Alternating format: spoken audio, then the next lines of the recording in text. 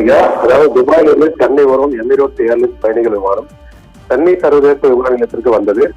அந்த விமானத்தில் வந்த பயணிகள் விமான நிலைய சுங்கத்துறை அதிகாரிகள் எப்போதும் போல தீவிரமாக கண்காணித்துக் கொண்டிருந்தனர். அப்போது ஜன்னத் அம்சாய் என்கிற 34 வயது மதிக்கத்தக்க இந்திய பெண் பயணி ஒருவர் இந்த விமானத்தில் துபாயிலிருந்து சென்னை வந்திருந்தார். அவருடைய நடவடிக்கைகள் சுங்க அதிகாரிகளுக்கு சந்தேகம் ஏற்படுத்தியது. இதையடுத்து அந்த பெண் பயணியை சுங்க அதிகாரிகள் நிறுத்தி விசாரித்தனர். விசாரணையில் அவர் மாறி மாறி பேசினார். இதையடுத்து அந்த பெண் பயணியை அவருடைய உடமைகளை முழுமையாக பரிசோதித்தனர். ஆனால் உடலுக்குள் எதுவும் இல்லை. இதையடுத்து பெண் சுங்க அதிகாரிகள் பயணி ஜன்னத் அம்சாவை தனியாக அழைத்து சென்று அவரை முழுவதுமாக பரிசோதித்தனர். அப்போது அந்த பெண் பயணி தன்னுடைய உள்ளாடைக்குள் 24 கேரட் சுத்தமான தங்கப்பட்டையை மறைத்து வைத்திருந்ததை கண்டுபிடித்தனர். அந்த பெண் பயணியிடம் இருந்து தங்கப்பட்டையை சுங்க அதிகாரிகள் கைப்பற்றினர். அதன் சர்வதேச மதிப்பு சுமார் 1.4 கோடி ஆகும். இதையடுத்து சுங்க அதிகாரிகள் தங்கப்பட்டையை கடத்தி கொண்டு வந்த பெண் பயணியை கைது செய்து மேலும் விசாரணை நடத்தி வருகின்றனர்.